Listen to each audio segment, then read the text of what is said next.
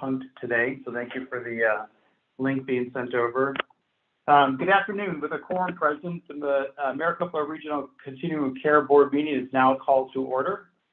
Please remember to mute when you're not speaking. Board members, please also do not use the chat function, as the audience watching cannot see it. Katie, please take roll call. Members of the board, please indicate you are here and the organization that you are with after Katie calls your name. Tish Brown Gambino. Here from New Day Centers. Thank you. Jacqueline Campbell. Liz DaCosta. Hello, Liz DaCosta with Community Bridges. Marshall Franklin.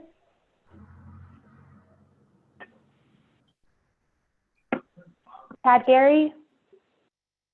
Lisa Glow. Good afternoon, Lisa Glow with Cass. Rachel Milne. Chris Hallett. I totally skipped over you, I'm sorry. Chris Hallett, City of Peoria. Rachel's just joining. Joan Service. Joan Service with the Arizona Housing Coalition, and I'll turn my camera on in a couple minutes. Charles Sullivan. Not here today. Jackie Taylor. Jackie Taylor, Save the Family. Danielle Wright. Hi, Danielle Wright, Arizona Coalition to End Sexual and Domestic Violence. Co-Chair Ryan Balch.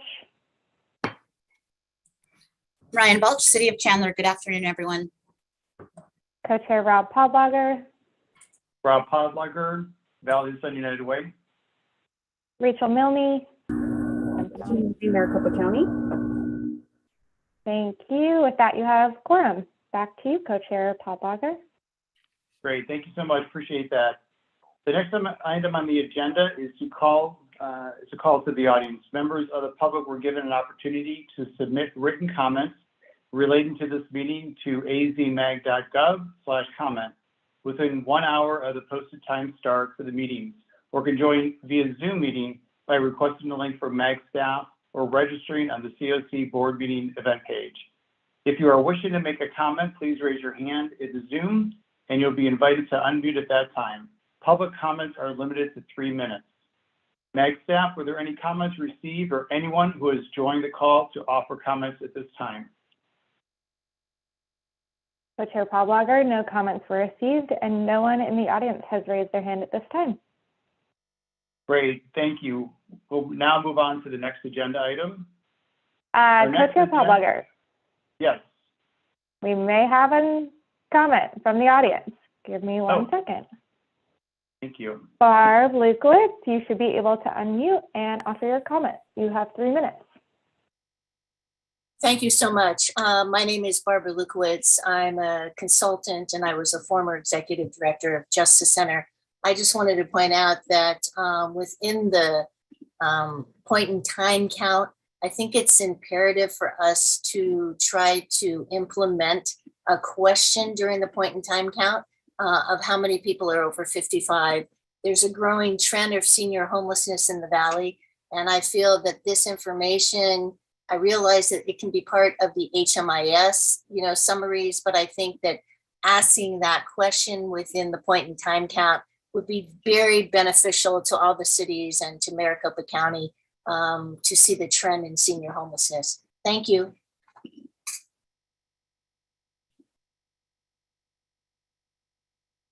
Great. Thank you, Barbara. Any other comments or hands raised? At this time? None at this time. Great, thank you. So then we'll move on to the next agenda item. Our next item is the approval of the April 25th, 2022 meeting minutes.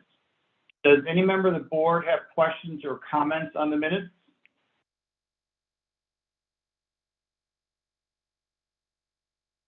There are no questions. Can I have a motion to approve the April 25th, 2022 Maricopa Regional Continuum of Care Board meeting minutes? Motion to approve. Motion to approve from Lisa. Can I have a second? Chris. I'll second, Chris. Thank you, Chris. We have a second from Chris.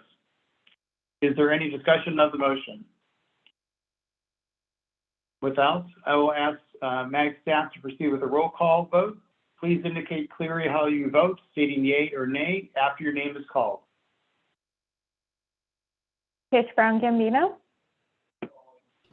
Yay. Jacqueline Campbell, Liz DeCosta, Yay. Lisa Glow, Yay. Chris Hallett, Yay. Rachel Milne, Yay. Joan Service, Yay. Jackie Taylor, Yay. Danielle Wright, Yay. Co-Chair Ryan Balch, Yay. Co-Chair Rob Podlager. Yay. The motion passes unanimously. Back to you, Co-Chair. Thank you. We will now move on to the next agenda item. The next agenda item will be updates. Chairs of the committees with recent activity will be asked to share with us any updates. Updates will also be provided in the monthly newsletter sent out by MAG. We will first hear from legislative update from Joan Service with the Arizona Housing Coalition. Joan, take it away. Hi, good afternoon, everybody. You asked for updates in terms of recent activity. There's not a ton of, well, actually, there's a lot of hurry up and wait down at the state legislature. Because there is a plethora of funds available because of higher projected budget coming in, dollars coming in, that actually creates situations where lawmakers are stressed out and have different priorities and debating that. A lot of the conversation actually is around water, still a lot of conversations around election reform. And then obviously lawmakers are anxious to get on the campaign trail. As it relates to our issues of concern, obviously the Housing Coalition remains focused on ensuring that there's a significant state investment towards housing and homelessness.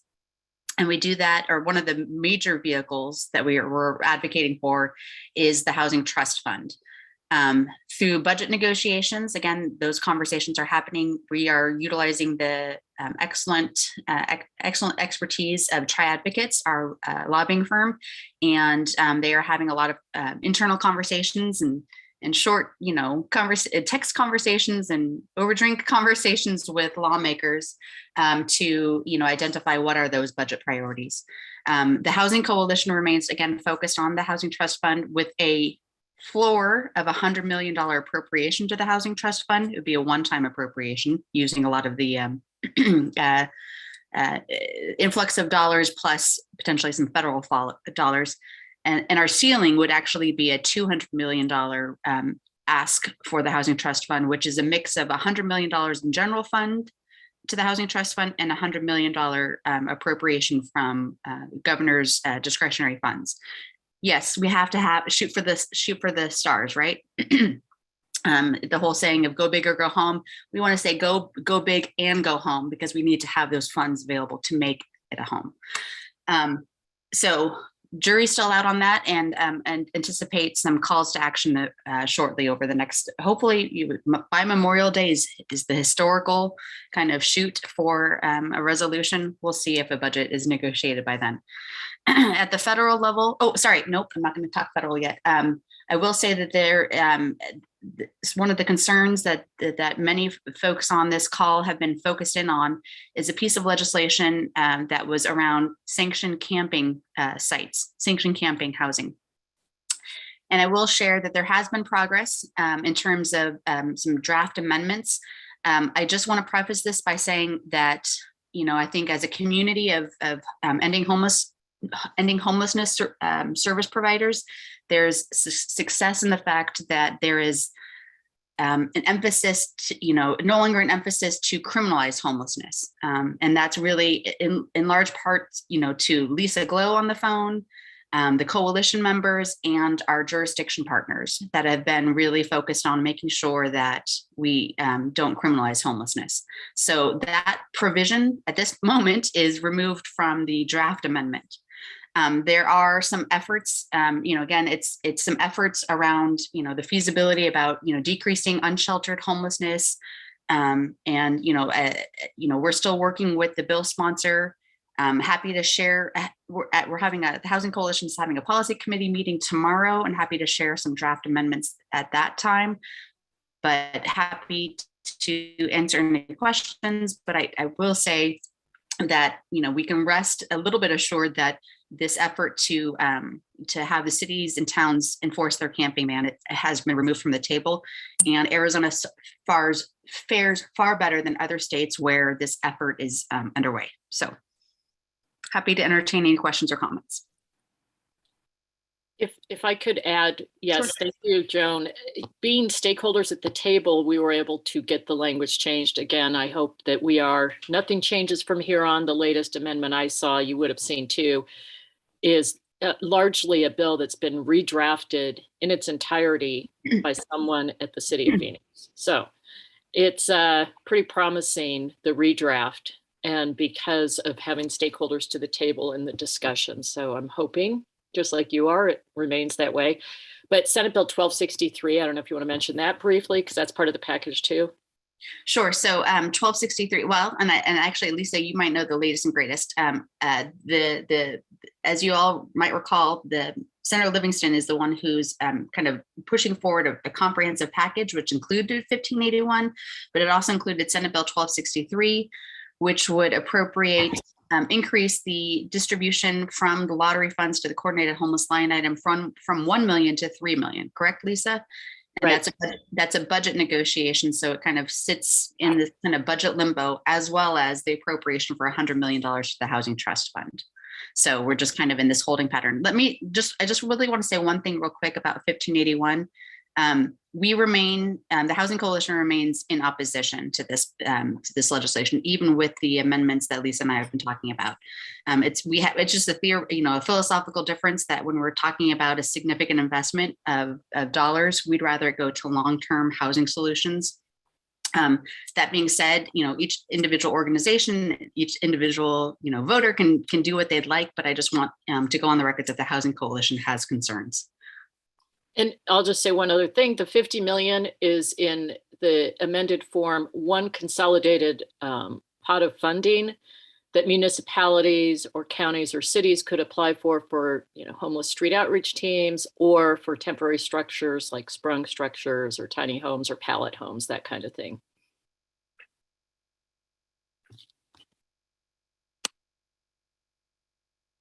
Great, thank you. Any other questions or comments for Joan? Perfect. Next, we will hear from Matthew Kelly with Mercy Care and Jasoni Goodman with Phoenix Rescue Mission for an update on the Coordinated Entry Subcommittee. Hi, everybody. This is Matt. It's actually just going to be me. I think Jasoni's in another meeting herself. So just a couple of quick updates for Coordinated Entry. I am super excited to report that the Domestic Violence Coordinated Entry Work Group has actually been making some really amazing progress. We had kind of started working specifically on individuals who were in shelter and looking to have access to coordinated entry. We have met a couple of times with a smaller group to kind of work through the logistics of that. We had initially came up and agreed upon some processes, and we're now working on the details of that. We've met with Solari and both of the leads, and both Danielle Wright and Dana from the Coordinated Entry Subcommittee, and we're working towards a final solution. In fact, we're meeting this afternoon to kind of finalize the logistics of how that's all going to work and how we're going to be sharing data between Solari and the domestic violence providers. The DV providers have also been working on an updated release of information for Solari to ensure that not only it meets the VAWA requirements, but it also meets the requirements for the data to be shared. I think it's important to note that with this particular share, the individuals whose information will be shared with the coordinated entry system will have signed a specific release stating they want to participate in coordinated entry. So anybody who has chosen or opted not to participate in coordinated entry, their information will continue to remain private and not shared with this whole process, but it's just going to provide an opportunity for access for individuals who choose to do so. next steps with this work group. We'll bring this all back to the larger group, present that so we can move forward on that. And then we're going to be working towards access for other subgroups within the domestic violence population. So primarily we're going to be looking at individuals who are fleeing and did not get into shelter and looking at how we can create access for them. And then last but not least, we'll be looking at individuals who may have a safe place to be, but definitely need some access to coordinated entry. We're kind of slowly working through access for each one of those subgroups to make sure that we're addressing the specific needs for each one of those areas. That was a lot. Is there any questions on that? Cool. The other thing, some of the stuff that we've been doing with the Coordinated Entry Subcommittee and the larger group has actually been diving into some data as well. And so more recently, we've been kind of looking at individuals who are high utilizers within our overall system and accessing the system a number of different times and kind of trying to better understand that population. We realized that we didn't know a whole lot, so we're kind of doing a deep dive into the data on that to kind of better understand, see if there's some opportunities for us to engage with individuals and reduce their engagement with that overall system. Secondarily, the other thing that we had noticed is on the by name list, we noticed about 35% of the entire by name list has not been assessed, or in other words, had a VI-SPDAC completed. So we've been looking into that whole group of individuals and determining how we might be able to improve upon that and seeing where those individuals are at and kind of working through some plans to address that as well. Those are the big thing that's coordinated entry is up to. Any questions on that?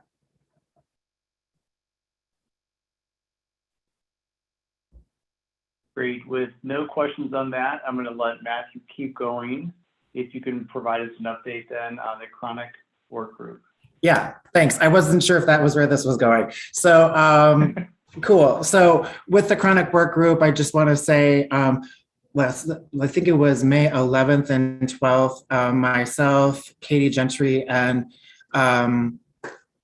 Michelle Miguel from the HSC all went to Chicago for the Built for Zero learning session, which is basically the first time that that's been done in the last 2 years since the pandemic.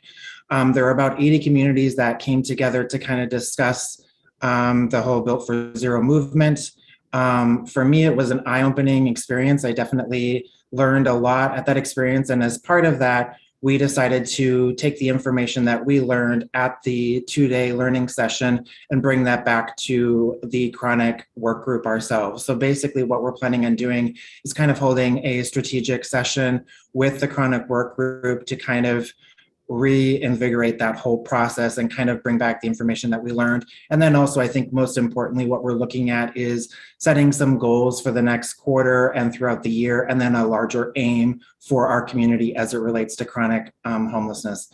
We've definitely done some work on this. We've already, I think, done the scorecard for our community, and we've scored fairly well on that. There's definitely a few things that we can work on, but this goal and aim setting will definitely help to really direct the work. And I think when I came back from the learning session, I felt like there were some definite goals and low-hanging fruit and things that we could really work on that would really dramatically reduce the chronic homelessness number with the right people at the table. So I'm super excited about the process. The reason I'm talking about this, we are having this strategic learning session on June 7th from 1 until 3. We have requested that we go ahead and do this in person, thinking it's going to be a more valuable interaction since it's going to be kind of the relaunch of this work group. We want to make sure that everybody is aware that it is occurring. There are invitations that have gone out to a number of people in the community. If you think that we have missed you, or you think that you could bring something to the table, or you think that it's an important thing you want to be a part of, please let us know. We'll get the invite out to you. We would love to have as many people at the table for this initial discussion, knowing that the strategic session is going to be, I think, really important for kicking this whole group off. But it's also important to note that just because you came to the strategic session on the front end doesn't mean that you're going to be invited to every single work group meeting for the chronic work group, right? So I just want to stress, we'll have a quarterly meeting, I believe, that we'll be meeting as a group, and then we'll be having smaller meetings that we'll be meeting throughout the quarter to focus on specific issues and the goals that we're working on. So it's not going to be a huge commitment of time for a lot of people at the table. So we really do hope that you can come. Great, thank you. Any questions for Matthew? And as you said earlier, it's a lot of information because you all are working on a lot of great things. So thank you for that. Appreciate it.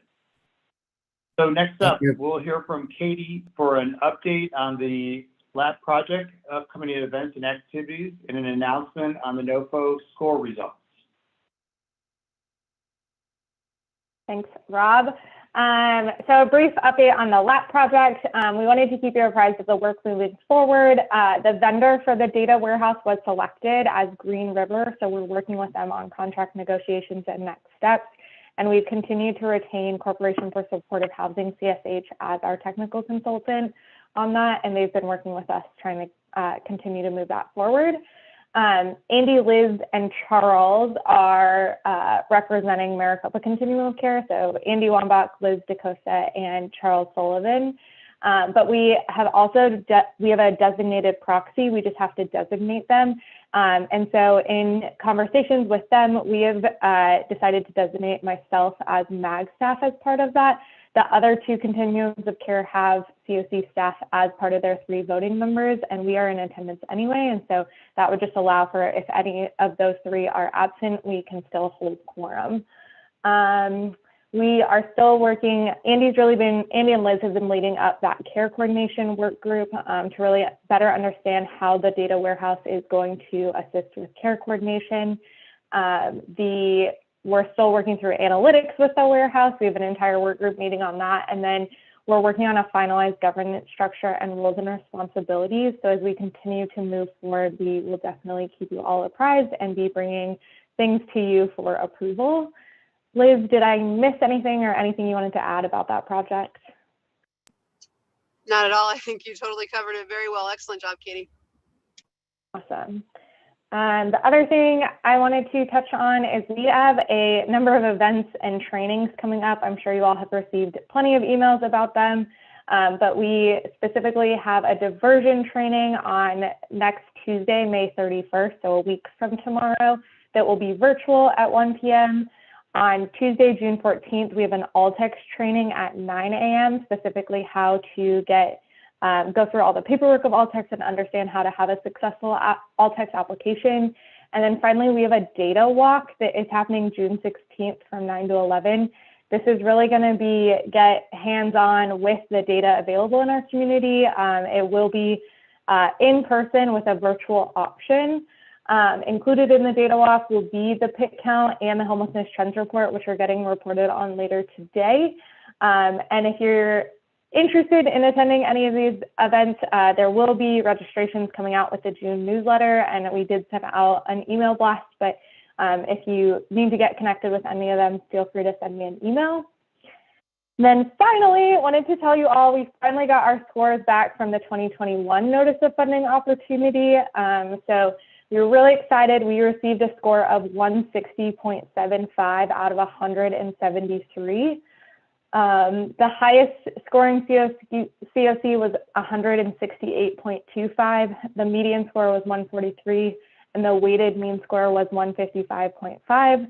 So all of that to say, like, we got 3 additional projects, which was huge for us, 3 new projects, but really our score is a reflection of that. But happy to answer any questions about any of those items.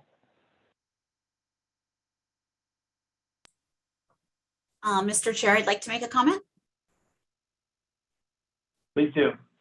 I was trying to find the little emoji thingies that do like the claps and stuff, but I couldn't find them. So I just want to say thank you, Katie and staff, for all your effort. I believe this is the highest score we've ever gotten and ever received, I should say.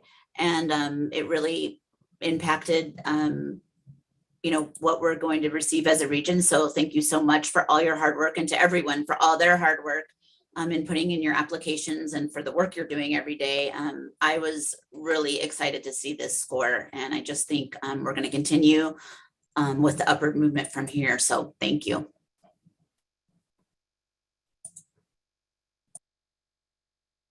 Great, wonderful. Thank you. Any other comments or questions for Katie? Okay, do any other committee or subcommittees have an update at this time? If none, does any of the board have any discussion items at this time? Okay, then we're gonna move on to the next agenda item. Matthew Kelly, you are not done yet.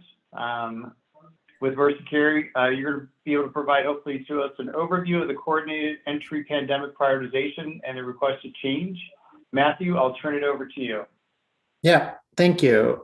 So at this point in time, we are actually, the Coordinated Entry Subcommittee had discussed and is requesting that the pandemic prioritization be sunsetted at this point in time. Are you sharing a screen, Katie? Oh, okay, it's the policy. So more or less, with Governor Ducey terminating the COVID-19 declaration of emergency on March 30th, we are basically kind of making the recommendation that we go ahead and sunset the pandemic prioritization as part of that. I think it's important to kind of understand with the pandemic prioritization what we're specifically requesting be sunsetted. So right now within HMIS, there are 3 different COVID-related data collection sections that exist. So right now there's testing and sickness status, vaccination tracking, and then last but not least is the COVID-19 high-risk screening, which is actually the one that applies to the coordinated entry pandemic prioritization. So the only piece that we're requesting to be sunsetted is that questionnaire. And from a coordinated entry perspective, I believe it's about 16 or 18 different questions that every single time somebody is assessed, they have to ask those questions. And due to the fact that the pandemic has ultimately changed and we have issued the declaration or terminated the declaration of emergency, they're requesting that we go ahead and sunset that at this point in time. I think also just with the overall decrease in the excuse me, the infection rate in the community, there's no reason to have it at this point in time.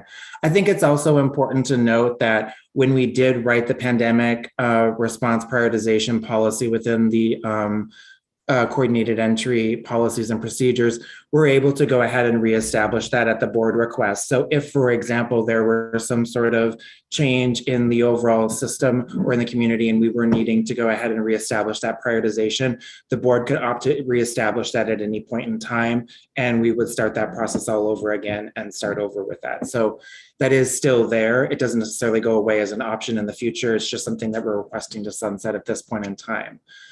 We did present this to the COC committee a couple of weeks ago, and it was approved by the COC committee before bringing it to the board as well.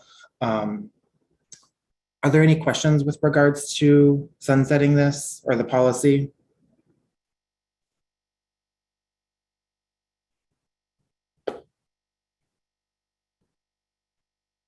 It's so quiet. There's not even a single question. Well, because you present so well, so detailed, you answer all of our questions for us ahead of time. Great, so if there are no comments from the board, then can I have a motion to approve the removal of the coordinated entry pandemic prioritization? This is Jackie, so moved. Jackie, thank you. A second motion?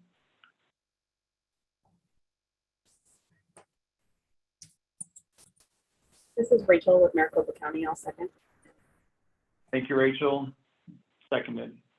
Is there a discussion of the motion? And if not, then now I'll ask Mag staff to proceed with the roll call. Please indicate clearly your vote, yay or nay, and your name and who you're with. Or just your name, sorry, just your name. Carrie Strong Gambino. Yay. Liz DaCosta.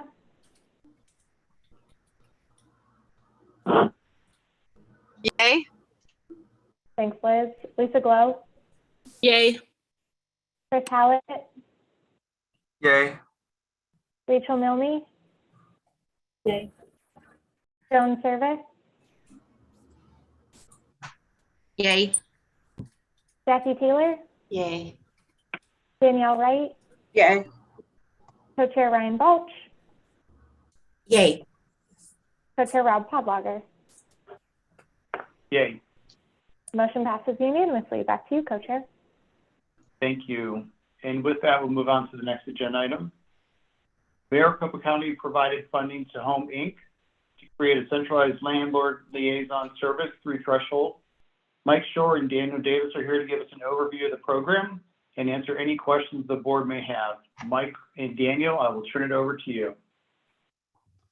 Thank you very much, members of the board and friends and colleagues.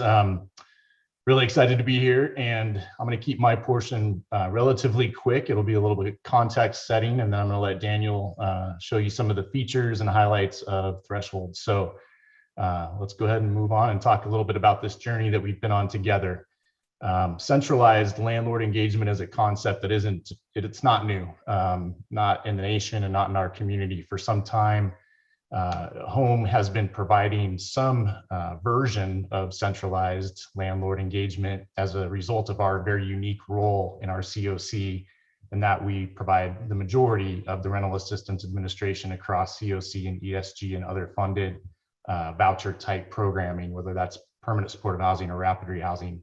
That being said, we have never had funding dedicated specifically to expand landlord outreach and recruitment and retention in a way that we need, but it's here now. So for those not familiar or not as familiar with Home, I like to just simply remind folks that some of the reason that we are the operator of Threshold is that we do have some unique traits and characteristics about our organization that lend themselves very nicely to this service. So we are a real estate brokerage at Home. We have a lot of expertise in our shop that comes out of the public housing authority world in both the housing choice voucher program and other types of subsidized housing programs. We also kind of span different worlds. So while we are a homeless services organization, we also are members of the Arizona Multi-Housing Association, along with NARO, the Arizona Association of Realtors, and other types of housing-based groups that property owners and managers tend to belong to, and we kind of swim in that world as well. Our role in the COC and the ecosystem really kind of enable everybody to really focus on their strengths. We like to talk about working in our genius, and so with Home taking care of some of the housing program administration, subsidy administration, things like housing quality standards inspections, rent determinations, rent reasonableness, the fun stuff, paying landlords, getting checks out the door. That enables our partners, which are the social services agencies, homeless services agencies, and integrated mental health organizations throughout the community to really work in their genius, which is to do the housing stabilization case management and the social work that's so needed in order to keep people housed. We also were a pretty early advocate for centralizing landlord engagement. We had an initial grant from the Valley of the Sun United Way back in 2016, I believe it was, where we first hired a housing locator who was recruiting landlords to work across all programs in the community. We worked closely with ADOH when they put out a request for information related to their initial idea of a statewide housing, centralized housing or landlord engagement administration. And we helped a little bit with the development of the Arizona Landlord Incentive Program. So we've been doing this work for a bit. In 2019, we launched Admission, which is our internet listing system, or ILS. It's a online housing search platform for participants and case managers that benefit from these housing programs to make that housing search a bit easier. And then importantly, in the last couple of years, we worked very closely, and hat tip and kudos to UMOM. We worked with them and eventually funders to expand signing bonuses to rapid rehousing. And this was rolling out really at the same time or even a little bit earlier than some of the financial incentives that public housing authorities were putting into the community for their housing choice voucher program. So we've been doing surveys. We've been really building up into this moment for some time. So that is why Home is the operator of Threshold. And I just like to provide some of that context and history for those not familiar. Obviously, the central issue, I'm not going to belabor this because you guys know it, is rent affordability and availability.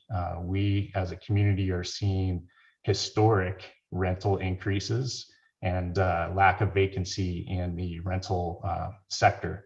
And this is a time when we have major influxes of tenant-based rental assistance into the community, whether that's through the emergency housing vouchers with the public housing authorities, all of the ESG related funding from the pandemic for rapid rehousing, massive increases in the existing COC program funded PSH programs through big increases in the fair market rents, and of course with access as investment for persons with SMI. And so we've got a lot of resources in the community at a time when the number of available and affordable homes for those participants is at an all-time low. And so this is a new approach to the work.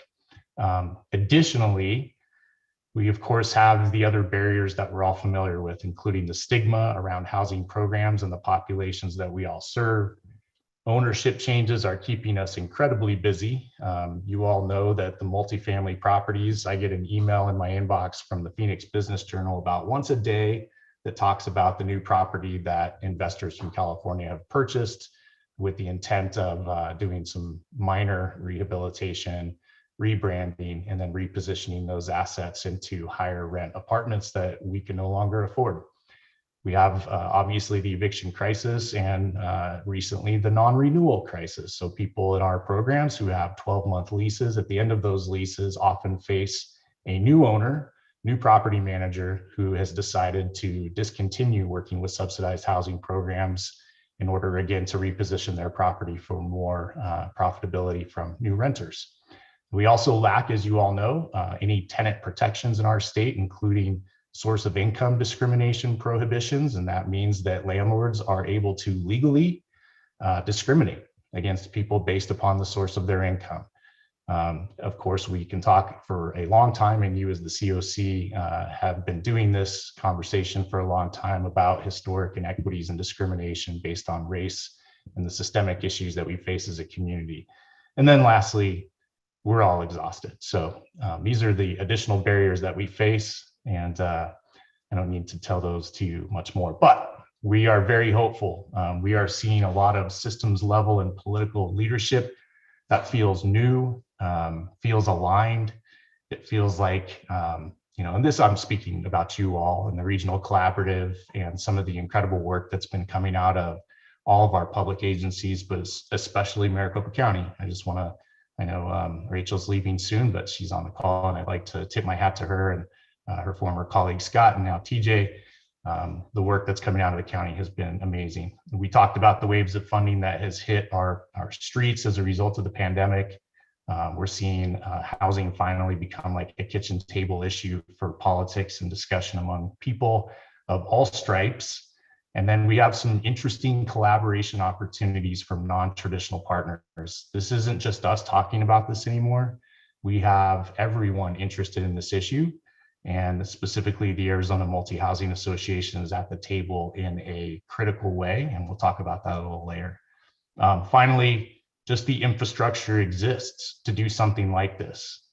We now have, with the funding from Maricopa County, the opportunity to engage partners, and Daniel's going to tell you about those partners, to put this together and to roll it out into the community. And we are nearing our formal launch on June 1st, which I'm sure Daniel will share at the end. But we just want to know, or let you all know, that while the work is incredibly difficult right now, that we continue to have a lot of hope. So I think I'm going to introduce my colleague, Daniel Davis, who is our Director of Landlord Relations, and I'm going to let him take you through what Threshold actually is. Thank you. Hello, members of the board and a lot of my colleagues. It's exciting to be presenting this to you. It's a really neat time, not in our community, as Mike was just highlighting, but also across the nation to be launching something like this. So let me tell you a little bit about Threshold. I'm not going to read all these slides verbatim, but this is the next two kind of set the stage and answer a lot of the questions we usually have. Maricopa County's Threshold is Maricopa County's centralized landlord liaison service, which supports all scattered site permanent housing programs in Maricopa Regional COC. As its operator, Home will support and collaborate with property owners and managers to be active partners in solving homelessness. Threshold is owned by and benefits all programs throughout the COC, not just programs by Home and its partners. Because individuals, families, and communities are safer, healthier, and stronger when everyone has a home, Threshold supports and collaborates with property owners and managers to be active partners in solving homelessness. by building a network of resources and support for like-minded property owners and managers to operate profitable and well-maintained properties. So in short, our direction is this: we want to see more people housed, as do all of you. But we also know that a lot of our housing search and placement time has been going up, especially after the eviction moratorium. And then, the amount of partners that we have due to the ownership changes and the other variables Mike discussed earlier, the amount of landlord partners we have is decreasing.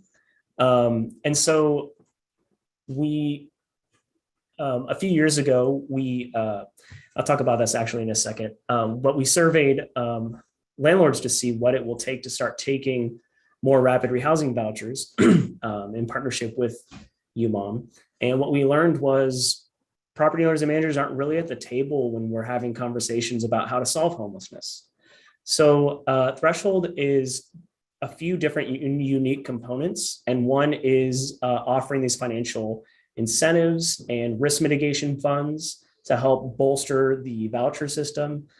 It's the opportunity for landlords in general to be part of the conversation. And then it's also the central door where voucher holders and landlords and service providers and administrators get to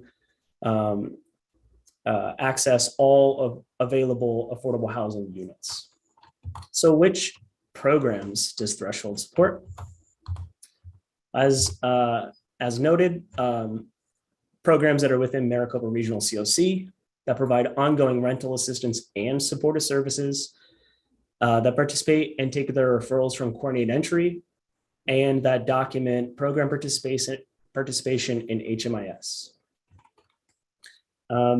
So this mainly highlights that we're working with PSH programs, rapid rehousing programs, supportive services for veteran families, and then also targeted Section 8 housing choice voucher programs. So that's HUD-VASH, emergency housing vouchers, and then HCVs that have a homeless preference.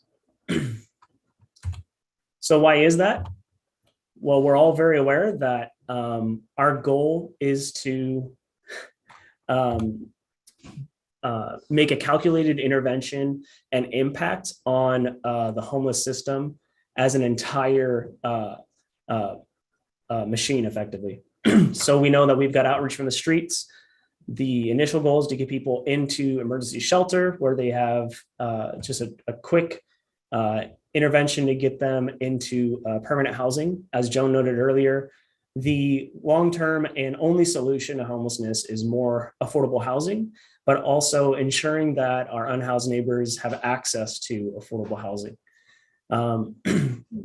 By enabling and really opening up the amount of units available to our system, we decongest, or we take some pressure off of the congested system, freeing up some beds in shelter to allow our outreach teams to get people off the streets and into a brief stint in a shelter. This also makes sure that we don't have very long extended stays in emergency shelters, but that shelters get to return to their purpose of just being a place to quickly find permanent housing so that supportive services can happen in someone's home, connecting them to their local community and their local resources.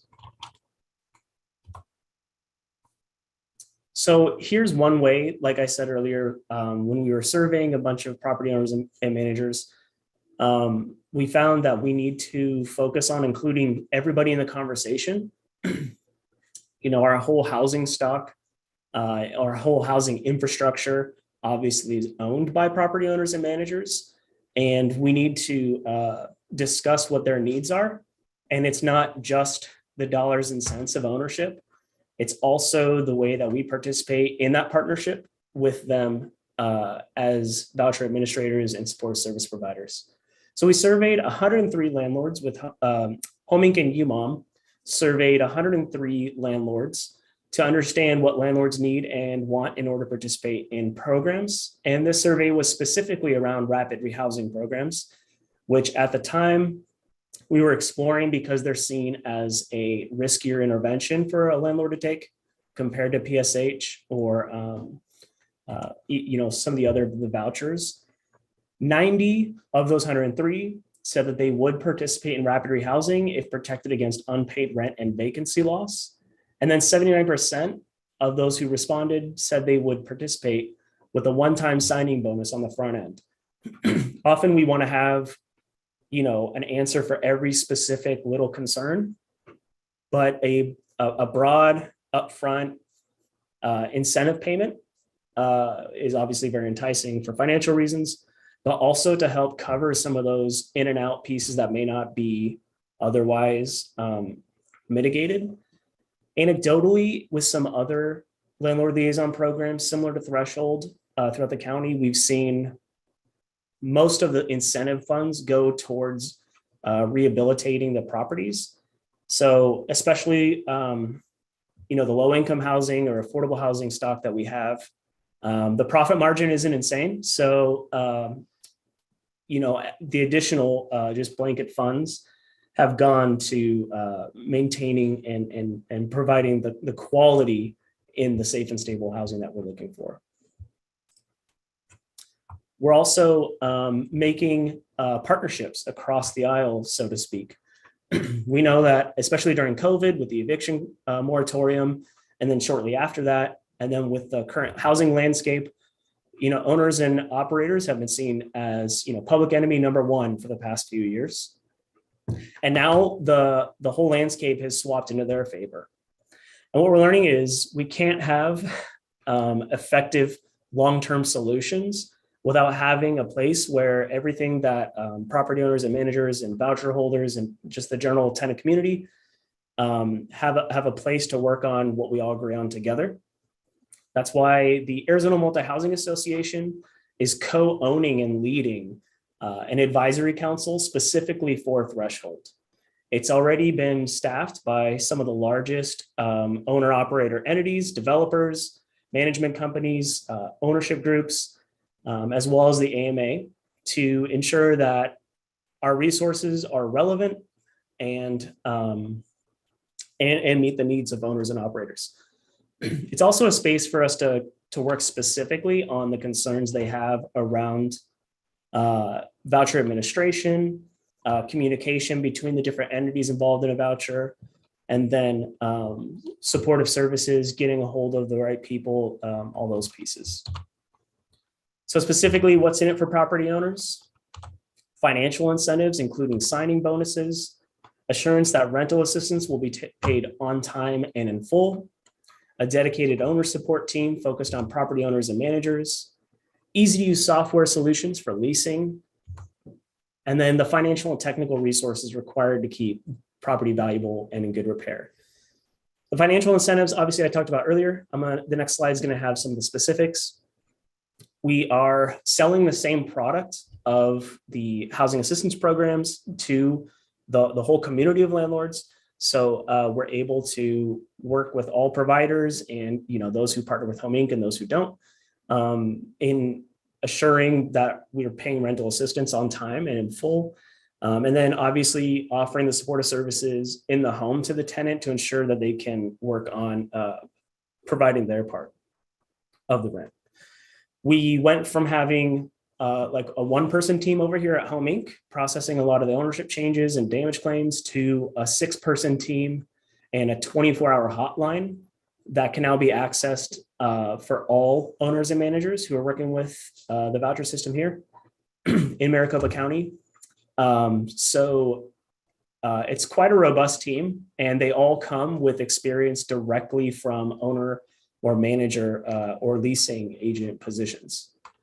These use software is Padmission, which Mike alluded to and discussed a little bit earlier. This is actually a pretty big thing for owners and operators because, one person on our engagement team, we have 4 people on our landlord engagement team, and one is the Padmission specialist, ensuring that all the data and availability in that system is up to date, but also helping owners and operators post their units, properties, keep everything up to date, and ensure that it's all accurate. So when tenants are looking for homes, and you all know this, once we help somebody get motivated, and they're looking, we want to make sure that what they're looking at is actually relevant to them and accessible to them. And then finally, financial and technical resources required to keep property valuable and in good repair. We talk often about safe and stable housing. And a big part of that is making sure that the additional funds that we have can go specifically towards maintaining those properties. So yeah, let's talk about the incentives real quick. If you are a RAPID or PSH or SSVF provider, you know you've onboarded with our team, so you know these details.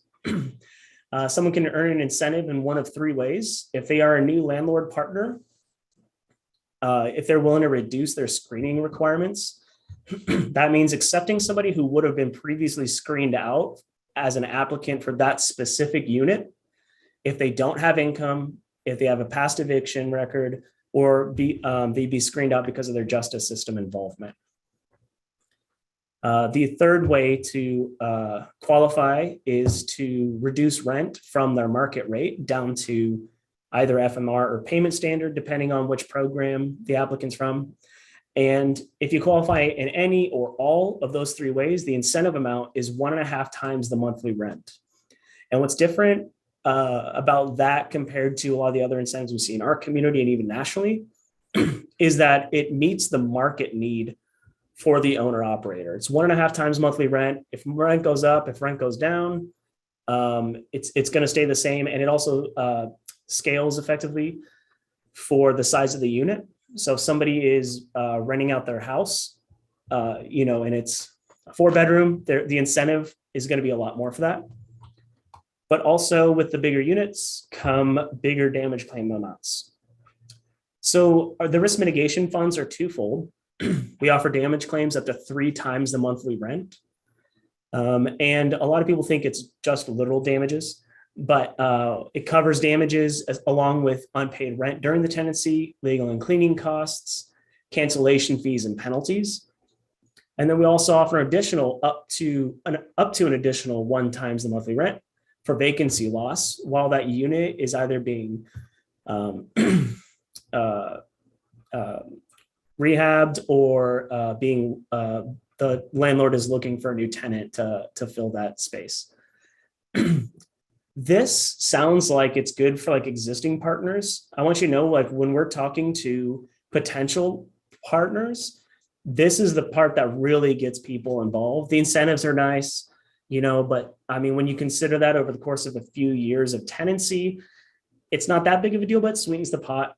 Knowing that there's substantial damage claim and vacancy loss protection is very motivating, especially to property owners and managers who wouldn't typically work with the voucher system. So think leasing agents or realtors or a lot of these larger investment trusts. Knowing that their investments are completely protected is very motivating for them. Our goals are pretty simple and straightforward.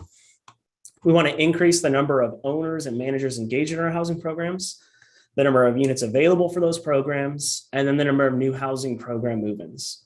Obviously, the last one is the one that we're really focused on. And then we're hoping, that threshold as an intervention is going to trickle down and impact that. We're hoping to reduce our housing search and overall placement time or move-in time. And also, we want to make sure that we're retaining any new property owners and managers to stay in the system. This doesn't look like a SMART goal, but it is. Our goal is both ways to increase the number of owner operators and units and move-ins by 20% in the first year, and then 10% every year after that. And then to also reduce housing search and placement time and retention loss by 20% the first year, and then 10% every year after that.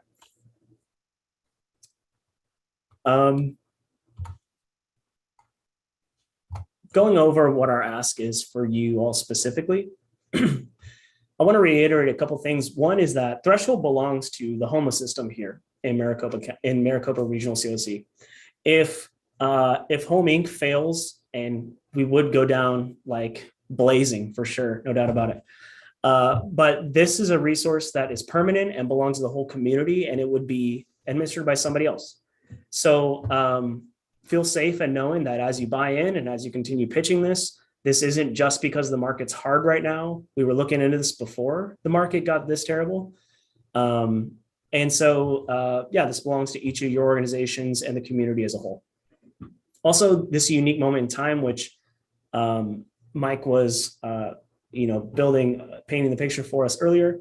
It's a unique opportunity also for each of your organizations, your staff, and your messaging teams and your advocacy efforts and the conversations you're having with the general community to take advantage of launching a resource like this. Like Mike said, the housing crisis is, dinner talk at this point, which is really surprising.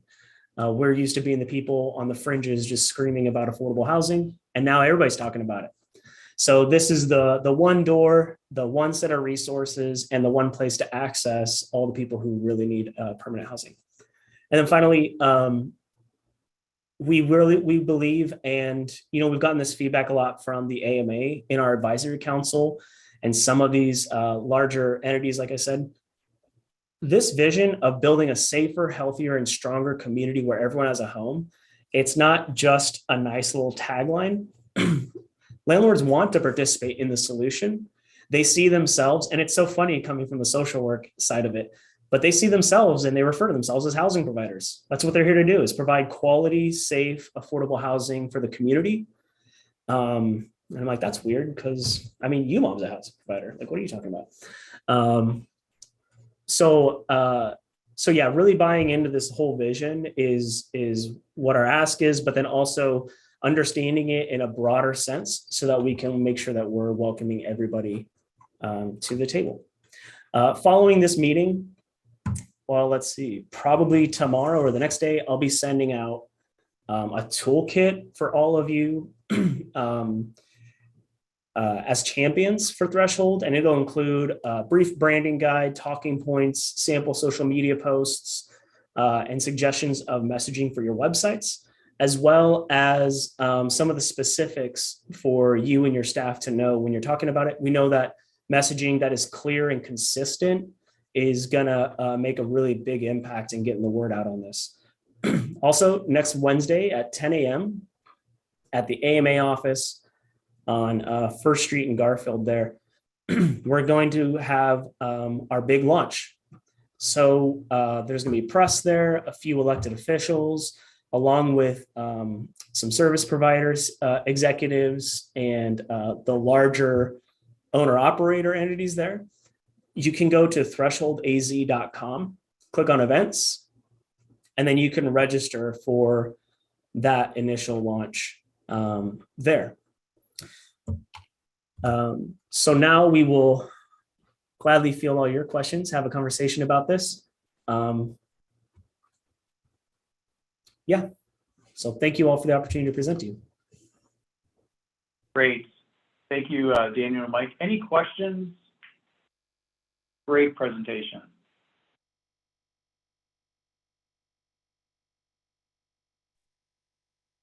This is Joan. I don't necessarily have a question per se, just want to send congratulations to you all at Home Inc. And then again, hat tip as well to Rachel and the county for their innovation. Good job, guys. I'm sorry I'm not going to be able to attend the press event next week, but just send you guys my congratulations. Thanks, Joan. I have a question. Can you explain? I know the county's involved somehow. I don't know how. It just sounds like money going out. How sustainable is that? And what's the income, the financing source for all this funds going out for incentives? Yeah, so and Rachel can correct me, but I'll give it a shot. So this is a 5-year contract. The first 3 years are utilizing ARPA funds, but the Board of Supervisors has committed general funds for the sustainability of the intervention going forward. So unlike some of the pandemic related investments that are one time and once the money's out, it's out, this is really thought of as a new permanent fixture in our homeless services system. And I like to liken it to coordinated entry, right? One centralized method of creating our by name list and having, an entry into our system via access points and everything else, of course. But this is that same thing for the property managers. So that was very important to us to make sure that it was in fact sustainable and flexible. So we know that HUD has authorized financial incentives through a couple of their notices for ESG-CV. I know they're exploring it for other interventions as well. But we wanted to make sure that we didn't have to understand which assistance was provided to this particular participant by this agency.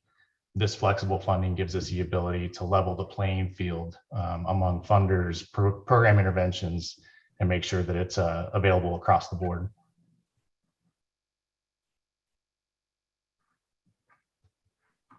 I'll just throw out, Mike, that you got it exactly correct. We funded it with ARPA, especially for all the large startup costs, but then have a commitment for general funds once ARPA has gone away, just knowing that this is so important to the region and the county wanting to sort of fill in this gap region-wide. So this sounds great. How can we help? How do we, it sounds like you need to get connected with landlords. Yeah, I think that messaging that Daniel talked about, like, you know, any opportunity to kind of create that echo among all of us speaking the same language and pointing, you know, property owners right to one place where they can get the information is certainly helpful. We're going to be really engaging in a long-term launch strategy with tons and tons of events, the road show as we're calling it. And so opportunities to come do those at your organizations, your communities, with your leaders, elected officials, that type of thing. So I'd say reach out to Daniel and we can take a look at partnering in any way that we can. Can I offer a friendly suggestion? I know we always try and incorporate diversity into our presentations, but it seems like we have the minorities associated with those needing affordable housing. We might want to mix that up the other way. Absolutely. Thank you for that. Yeah.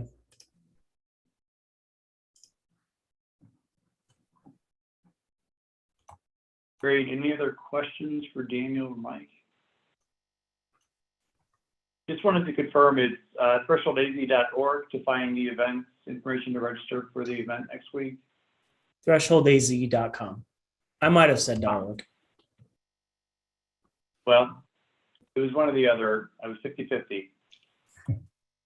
Great. You know, it was really interesting, just a personal comment about the risk mitigation. We're not, you know, walking into situations, trying to understand what people are going to be interested in, what's going to be the hook to be able to get them to want to take that step. So that would be interesting to see over time if that truly incentivizes others to be a part of it. Absolutely. That's one of the things that you'll find with home is that we're very data driven. And so we've got years of history of paying out risk mitigation funds for other programs, but now we'll have it for the entire system by intervention, provider, partner, zip code, et cetera. So we look forward to coming back and letting you know what we found. Great. Thank you. If there are no other questions, we'll move on to the next agenda item. Thank you.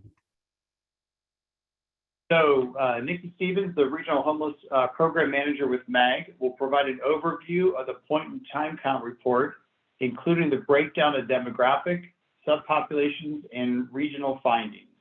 Nikki.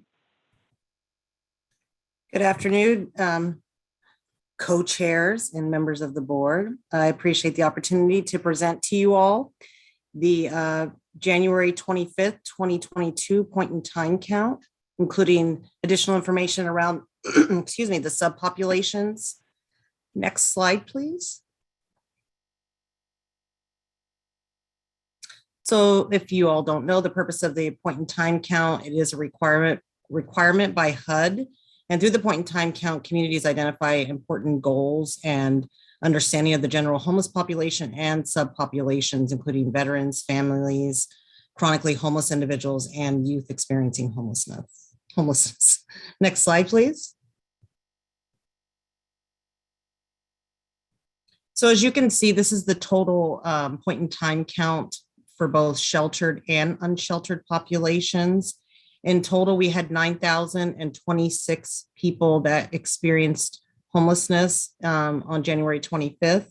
So 5,029 of those were unsheltered and 3,997 were sheltered that night. And as you could see in 2021, a point in time count did not occur due to the COVID pandemic. Next slide, please. So just to give you an idea of the growth rate for the point in time count during this period, we had a 22% increase from 2020 to 2022, and then a 34% increase of unsheltered populations from 2020 to 2022, and then a 9% increase in the sheltered count. The unsheltered count increased at a higher rate than the shelter count and the overall point in time count. Next slide, please. So the first subpopulation we're going to go over is families. In 2022, the point in time count, 550 families were identified, and 1,946 people were inside of those 550 families. And a family is defined by at least one adult and one child in that household. And almost all of this information, almost all of these families were either in an emergency shelter or transitional housing.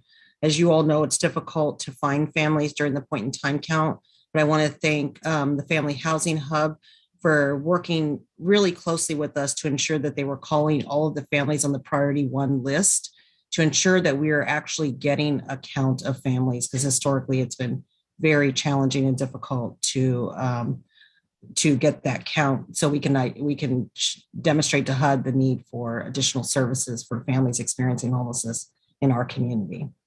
Next slide, please.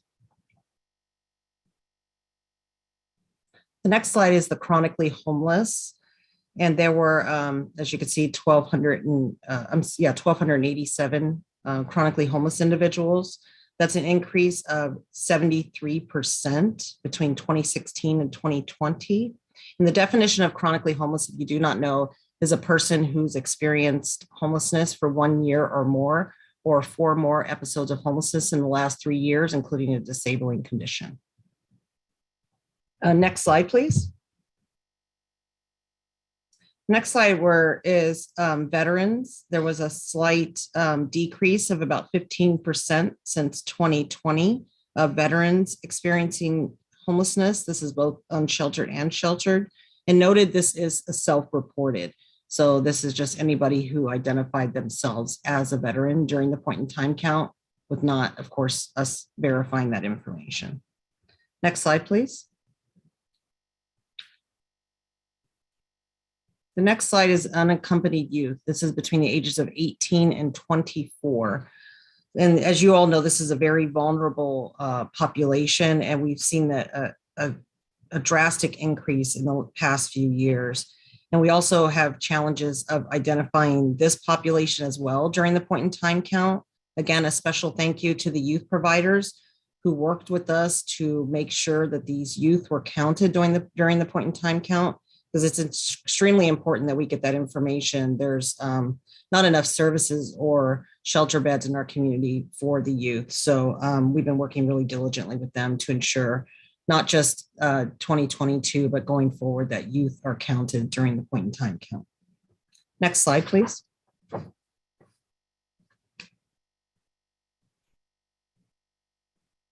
Okay, this is age groups and gender. So to Barb's point earlier, great point, Barb, we do need to do a better job of making sure that we are getting ages of adults, not just 25 and older, but let's get an additional breakdown. So that's something we definitely will do going forward next year. So as you can see, the largest account of population, 78% of the point in time count population was of people that were over 25 years old. And children accounted for about 14% of the point in time count population, and youth accounted for 8% of the point in time count population. As far as gender goes, as you can see, males are about 65% of the population during the point in time count. Females were 35% of that population, and less than 1% were identified as transgender, non-conforming, or questioning. So it's really important that we get that information as well, so we can ensure services are tailored to all those populations. Next slide, please. Next slide is race. So as you can see, 63% were white, 26% were Black, 1% were Asian, and 6% were Indigenous. 1% Native Hawaiian or other Pacific Islander, and 5% were multiple races. And if you don't know, in the general population, 60% of Maricopa County is white, 6% is Black, 5% are Asian, 2% are Indigenous, 1% are Hawaiian or Pacific Islander, and 14% are multiple races. And that's what's in our general census across Maricopa County. And as you can see with ethnicity, non-Hispanic, non-Latino, Latina was 76%, and 24% were identified as Hispanic. Next slide, please. So this is just a general comparison of gender, race, ethnicity, and age for sheltered and unsheltered populations. I won't read them all out for you, but you can just see some of those differences, and just so you can get an idea of who's being served in the shelters and in the unsheltered population in all of those areas in comparison. Next slide, please. So these are the additional populations. So in 2022, 1,022 reported a mental illness, 1,104 reported a substance use issue. Yes, Rachel, I see your hand has been raised. Sorry, Nikki, that was a mistake. Okay, just want to make sure I didn't miss you. 11,104 had a substance use need. 135 had reported HIV or AIDS, and 470 reported as a domestic violence survivor. And again, 2021 wasn't captured here, but as you can see, again, this is all self-reported information. Next slide, please. These were the two additional questions that are not required by HUD that we included in the point in time count this year. So the first one was homelessness caused by the COVID-19 pandemic? 302 reported yes. And we also, as we know, as a community, we know pets are a huge part of the families of the people that we serve that are both sheltered and unsheltered. So we want to make sure that we're capturing this to bring the resources to the community for those individuals. So 352 people reported that they had pets with them. And that was from the unsheltered. Okay, next slide is how do we use this data? So we use it to galvanize local and regional responses to accelerate progress on ending homelessness, support our planning and performance management for the community, the region, and the nation as a whole, and also to connect people experiencing homelessness that morning with resources. It's a great way for outreach teams to, number one, map where people are at, to get them the resources they need, and just to connect them and provide that additional information about resources that are available in our community. Next slide, please.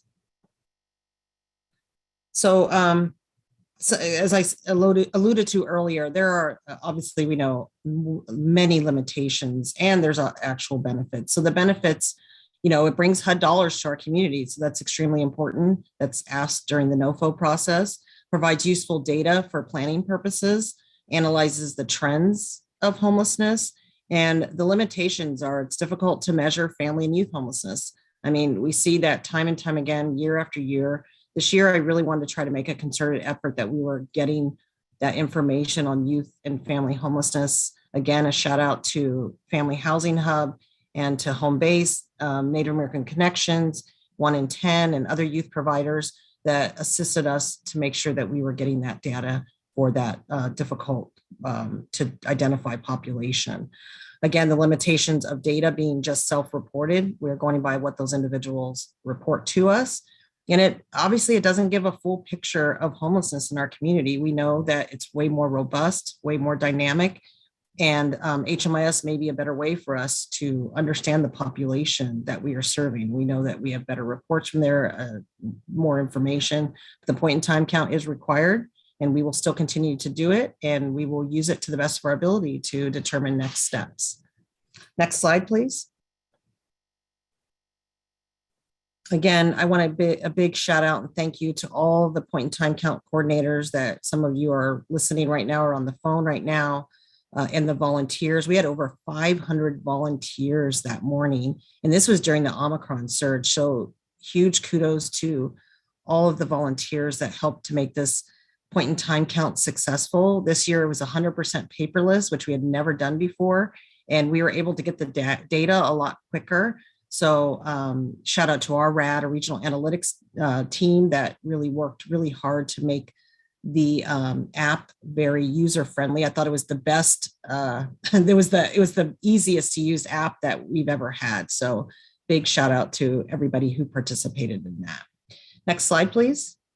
And this is just my contact information. If you have any questions or need additional information, please feel free to reach out to me. Thank you. Great. Thank you, Nikki. Are there any questions for Nikki? I just have one question for Nikki. This is Letitia, Nikki. Did we get any numbers for unsheltered families? Anything different from 2020 actually? So do you mean, so the families on the priority one listing at UMOM, Family Housing Hub, those were the families that are unsheltered. Those were, everybody was called. And we did the survey on them. Do you, hold on, let me go back.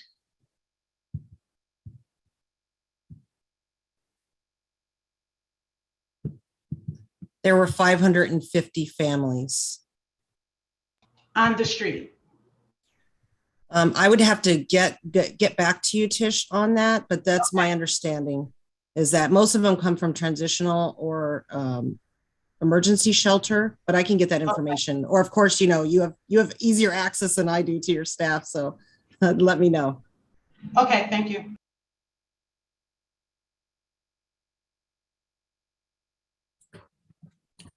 I think Ryan has a question. Yes, Mr. Chair, thank you. I just wanted to, I was wondering if I could maybe get some clarification from Barbara Lukowitz about her question, because I know we do record birth dates during the count. So we do have specific ages for every person, but is there something, sounded like there's something a little different you're wanting us to ask to get to some specific information. So I'm just wanting to understand that a little better. I don't know, staff, if she's able to comment. Yeah, Barb, you should be able to raise your hand because this is further conversation on your public comment. Are you? Or if she or can, you should be able to unmute. She's on. She's on. Hi, yeah, this is Barbara Lukowitz. I'm happy to speak to this.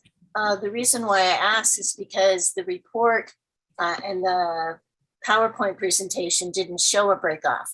So if it does show the birth date on the PIT count, I just think that it would be beneficial to all of us to see that breakdown of who might be 55 and over, because that's specifically an age group that, you know, the county and the city and the state have been looking at, and that has been on the increase for the past 5 years. So if it's not broken out in the analysis, then it's just as easy to say, you know, are you 55 and older? I think we can break it out. I think this is just how we have decided to put the information in a report. Am I correct on that, Mag Staff? Is that something we can break out, we can look at now? I can talk to our regional analytics team and see if they can provide that information. And Barb, you're looking for just 55 and older, is that correct? Yes. Okay. Maybe that's something we can highlight, but I do think we have the info, so let's use it. Yes, exactly. Let's use it. Thank you for bringing that to our attention. Thank you, Mag Staff, also for this beautiful report. I've been being asked for it, so I will.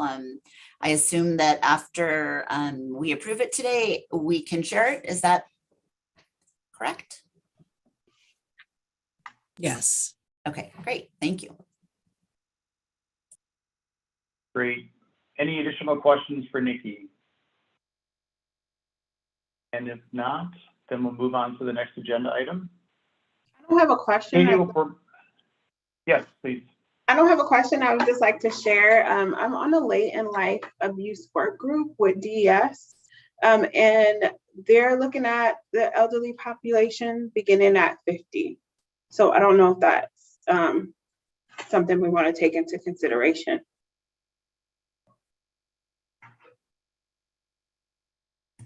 Thank you, Danielle.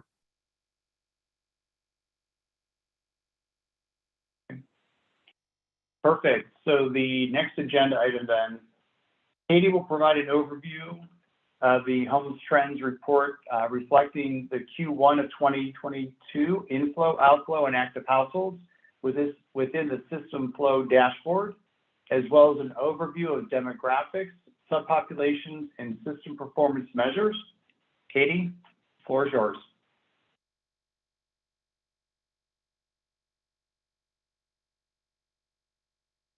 Thanks, Co-Chair Podblogger. And wanted to just give a quick overview of the homelessness trends report for Q1 of 2022.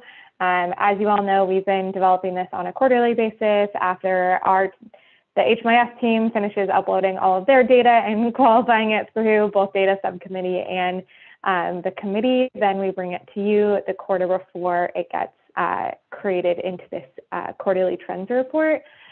This is something that is publicly available, and at the end of my, after walking you through all of this, I will show you how to access it on our website so that you all have plenty of access to it and share it out to anybody who else wants it.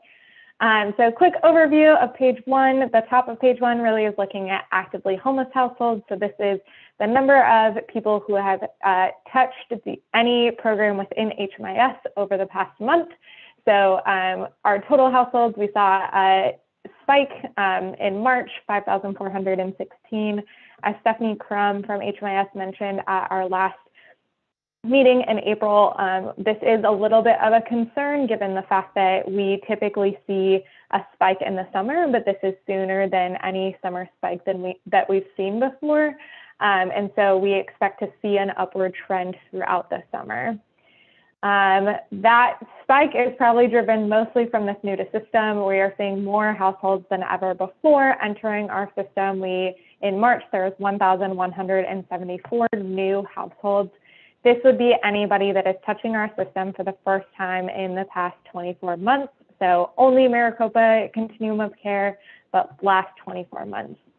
And then finally, this housing placements is going to be the number of households placed into homeless funded resources. So whether that is rapid rehousing or permanent supportive housing, but specifically for homeless households. So this does not include diversions or people staying with family and friends permanently. This is just exits to a housing placement. The second page is really going to look at demographics. Keep in mind that this only pulls in the head of household into the demographics. So this will walk you through gender, race and ethnicity, as well as age.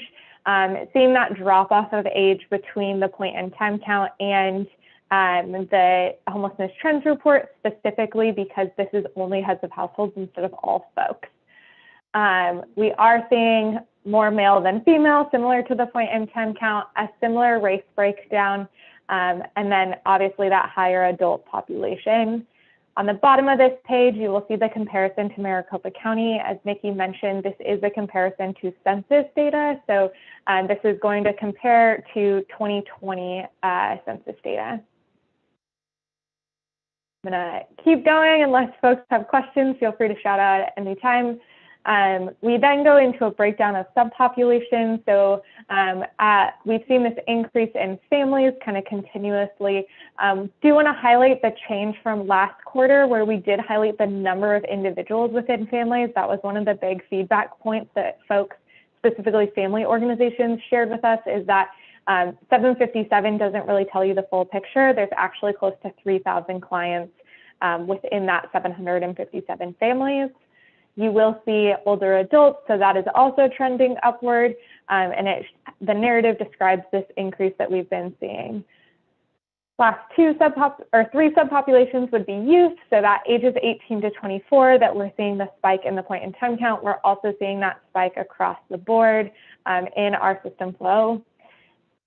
We are seeing an increase in veterans. We are still working to align our number with the number from the VA, and we are within discussions of them as to how do we define veteran and how do we classify those the same way. And then finally, we are seeing that huge spike with the chronically homeless. As Matt mentioned, we are launching a strategic session in early June to really talk about this and really start to figure out how can we drive these numbers down and start to find solutions that not only work for our chronic homeless population, but across the system. Next, we're going to jump into the system performance measures. This is what you all are rooting your strategic plan in, and just want to give you kind of a highlight of all the things that are happening there.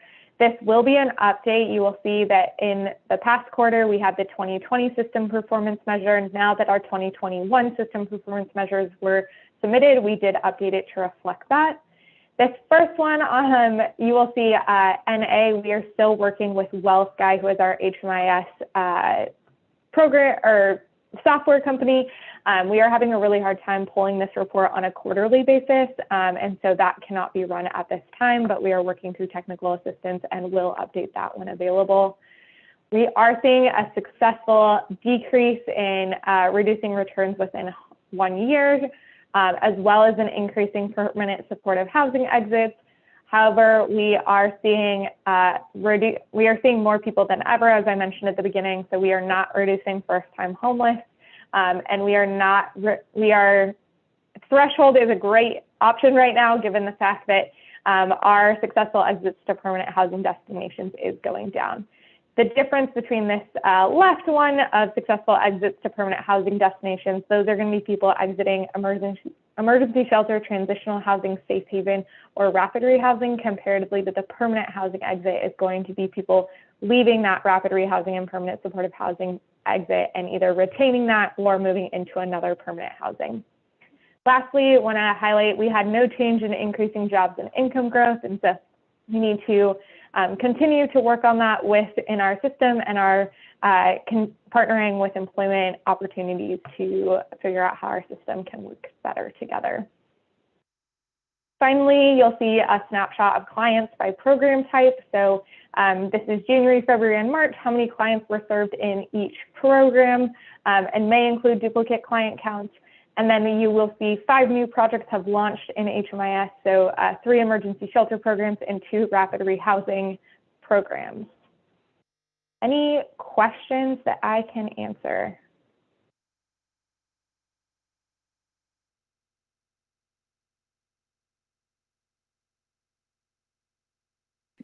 Yeah, Katie? Yeah. Yeah, the new programs, can you tell us which ones those are, the new shelters, the new rapid rehousing programs? I think I know, but it would be good, I think, for us all to be aware. Let me grab.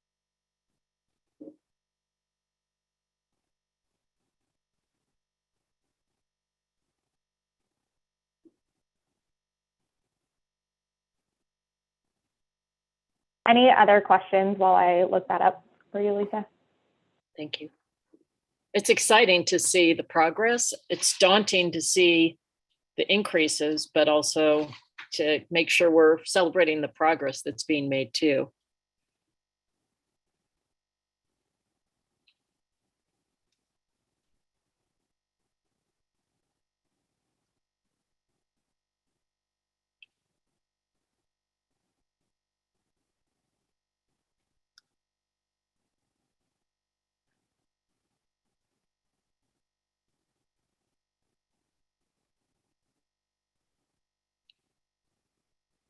I don't want to misspeak, so I will send you an email, Lisa, with who those programs are.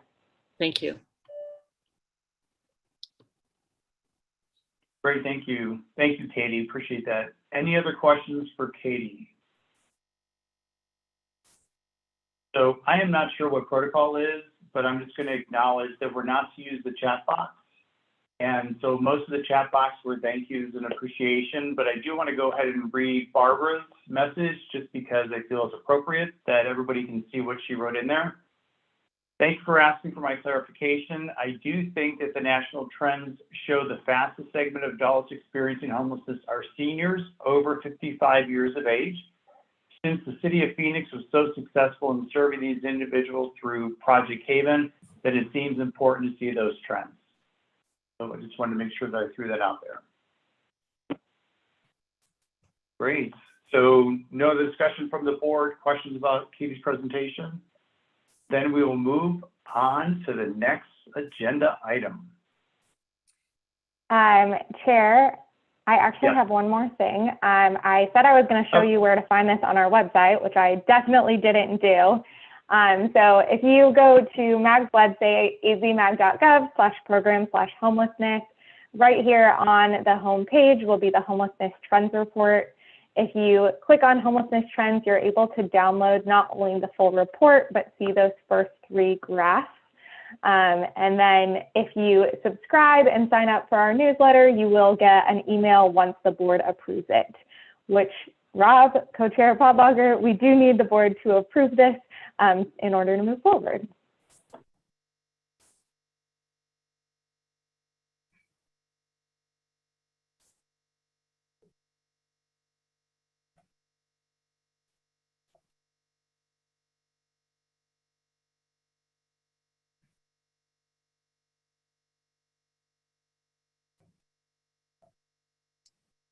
Chair, you're on mute. Oh, so you can't hear what I'm saying. Great. So Katie, I don't see it in my notes, so should I just go ahead and ask for a motion for approving? Okay, can I have a motion for approving? So moved, Jackie. Thank you, Jackie. Second? I second, Letitia. Letitia, thank you. And then Katie, do you need to go through? Yes. Tish Brown Perfect. Gambino. Yes. Liz DaCosta. Yay. Lisa Glow. Yay. Chris Hallett. Yay. Rachel Milne. Yay. Joan Service. Yay. Jackie Taylor. Yay. Danielle Wright. Yay. Co-chair Ryan Balch. Yay. Co-chair Rob Podlager. Yay. The motion passes unanimously. Back to you, co-chair, and my apologies for your notes. Okay, Mr. Chair, if you don't mind if I throw my co-chair hat on for a minute. Thank you. I'm going to request to take an item out of order, but before I do that, I just wanted to ensure, Katie, did we need to do a vote on the pit count as well? On the pit count report or no? Nope, you don't have to approve it. Okay, perfect. Thank you. So, hi, everybody. I want to pull agenda item 11 out of order. And it's sort of for an unfortunate reason, but I'd like to announce that I think most of you know, but Rachel will be stepping down from her position on the board as the regional government representative, as she has accepted a new position with the city of Phoenix. So congratulations, Rachel. I'm sad that we're going to lose you, but I'm happy for your next adventures in homelessness. And, you know, although Rachel has been a board member for only a short time, she's actually been a really key figure in our continuum of care for many years. She has served as the ESG subcommittee chair for the past 5 years, and she's also served on the rank and review subcommittee for the last several years. And for those of you who have done that work, that is an immense amount of work. And even in her short time on the board now, she is participating behind the scenes on some subcommittees, helping the board to provide guidance to the rank and review committee and other things. So Rachel, I just really want to thank you for your service to the board in all of the different ways that you've done that. And I hope that we'll be seeing you back in another capacity. I have zero doubt that you will continue to be very active in the continuum of care in many ways, as you always have been. And so I want to say that. And before I go on with what I want to ask the board, I want to see if there's anyone else that wants to make a comment to Rachel, or if Rachel, if you would like to say a few words about your next endeavors, that would be great too. Sure. Just wanted to thank everyone for the time here. When I applied, I didn't know it would be so brief, but I really have enjoyed being a board member with you all. So I do anticipate working with you in the future in my new role at the City of Phoenix, but thanks so much for having me, and look forward to working with you in a different capacity soon. Thanks, Rachel. Anyone from the board want to make a comment? Yeah. I'd like to say thank you to Rachel, because through the pandemic, at the forefront, literally daily, helping all of us out, getting public health from the county involved, and so much more, and like day and night, and could not have made it through without your support. So we're glad you're not going too far.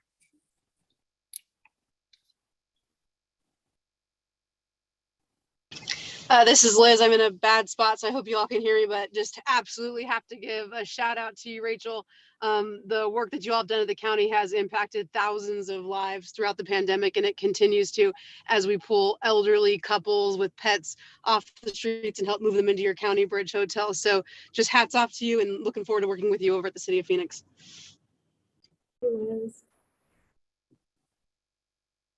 Rachel, we're just glad you're not going far. Thanks, Jackie. You're not rid of me yet. Don't want to be. All right, and that said, that sort of brings me to why I want to just pull this item and have a discussion with the board.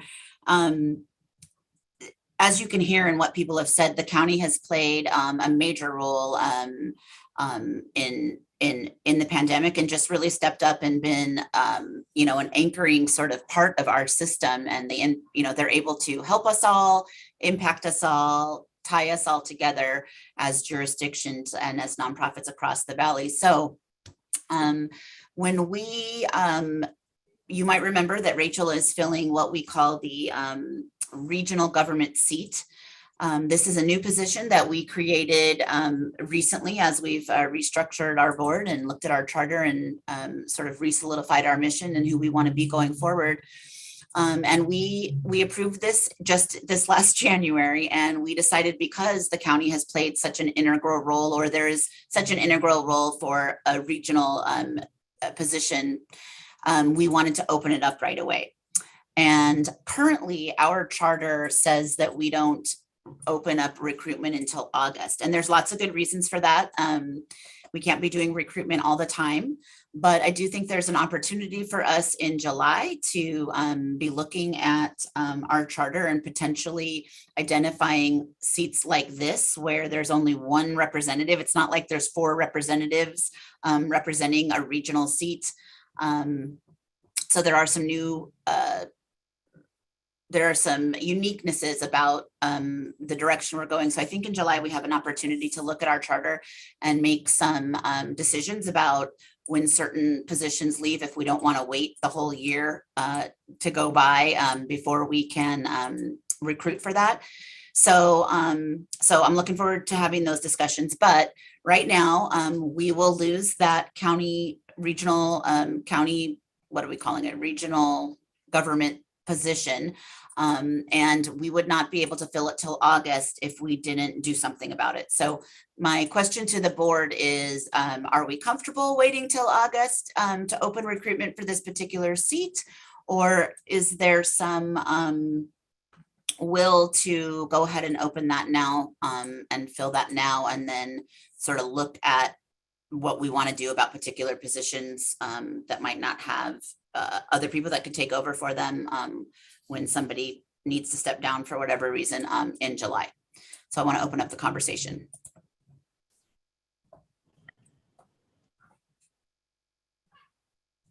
Rob. If I remember correctly, later in the year, we do have a couple individuals that will be rolling off.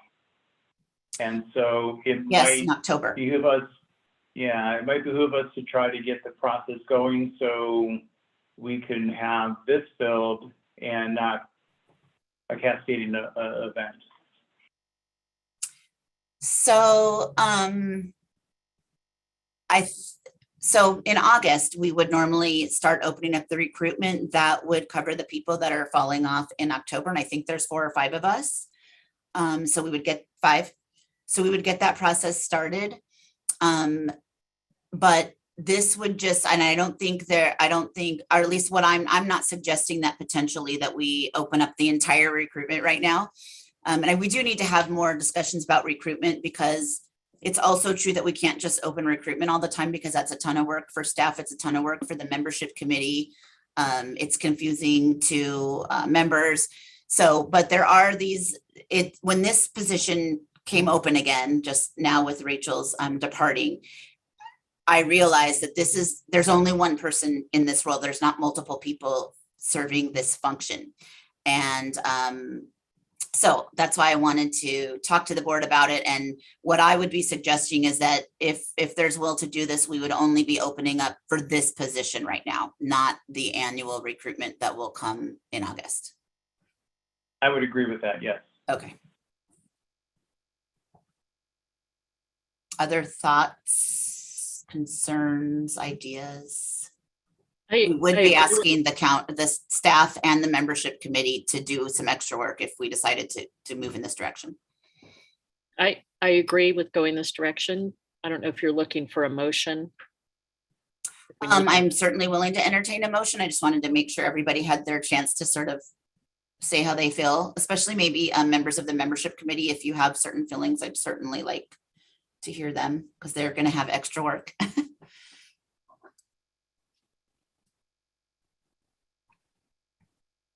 Co-Chair Balch. This is Liz. Go ahead, Liz. I believe I'm still on that committee, and I welcome the work. I think it's absolutely necessary. So thank you. Thank you. I also am on the committee, and I would welcome that opportunity. So I'm good with that. Thank you, Jackie. Same. Thank you, Chris. All right. Katie, you had something. I was just going to remind those members who I think all know how much extra work this happened the last time. So they all just spoke. Okay. Yeah. All right. I really appreciate that. I would be happy to entertain a motion.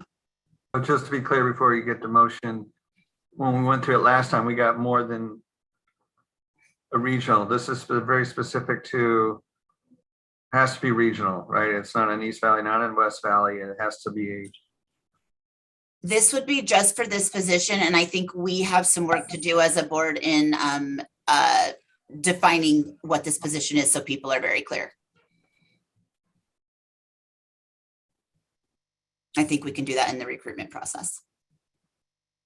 I will make a motion. Actually, Lisa, I should pump to you, because you. Oh, you do it. You do it. I will make a motion that we proceed with filling the regional vacancy as quickly as possible. Thank you, Jackie. I'll second that. Thank you, Lisa. So we have a first from Jackie and a second from Lisa. Do I have any further discussion? All right, seeing and hearing none. Katie, would you mind taking a roll call? Thank you, Co-Chair Balch. Tish Brown-Gambino. Yay. Liz DaCosta. Yay. Thanks, Liz. Lisa Glow. Yay. Chris Hallett. Yay. Rachel, I'm going to ask you to abstain from this vote. Joan Service. Yay. Becky Taylor. Yay. Danielle Wright. Yeah. Co-Chair Ryan Balch. Yay. Co-Chair Rob Podlogger. Yay. The motion passes unanimously. Thank you. And like I mentioned earlier, I would like to revisit the membership recruitment this summer when we're going to be revisiting our charter, so we can address these kinds of circumstances and not have to sort of do it on the fly. Katie, is that something you could add to our discussion in July?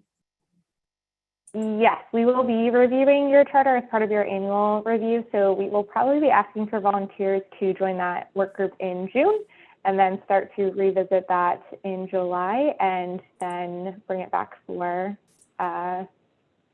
approval. Perfect. I appreciate that. Thank you. We've got, I think, and just thank you for all this work that we're doing on our charter and our bylaws and everything else. I think we've made so much progress this year. So I'm sorry I keep pushing for all this stuff, but I think we're in very stable condition at this point, and I'm glad we're just sort of tweaking the little bits that need to be tweaked now, and it feels good. It feels really good. So I'm going to go ahead and move us on to our next agenda item, which is back to number 9, request for future agenda items. Are there any other topics or issues of interest to the board that they would like to add to future meetings?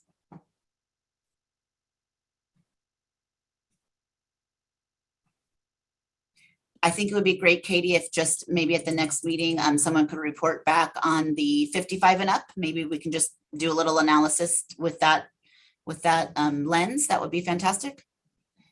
I would second that, because it is something that we are focused on a lot at CAS. In fact, we have monthly reports where we drill down into information on the senior population.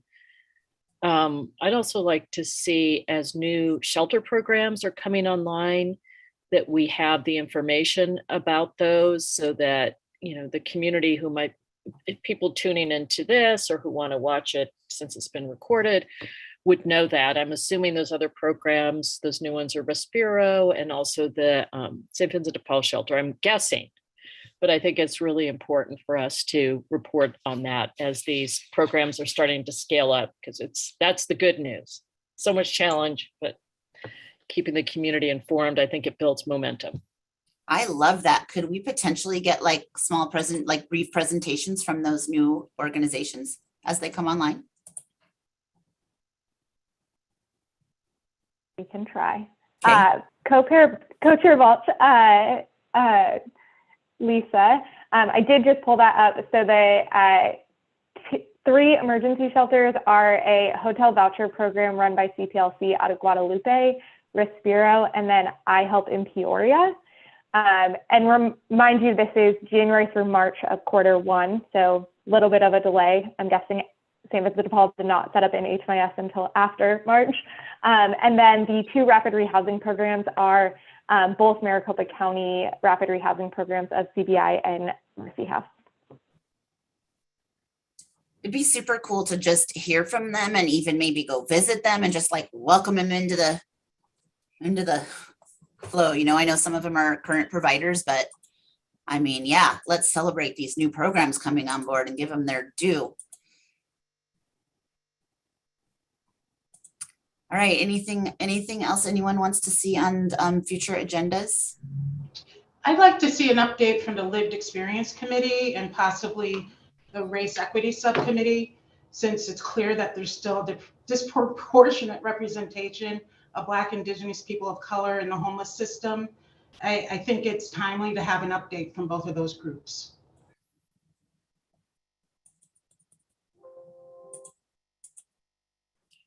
Great. Thank you. Anyone else? All right, perfect. I'm going to move on to item 10, comments from the board. Is there anyone on the board that has any announcements, events, anything you'd like to highlight? Where are you going this summer? I mean, what's going on out there? Lisa.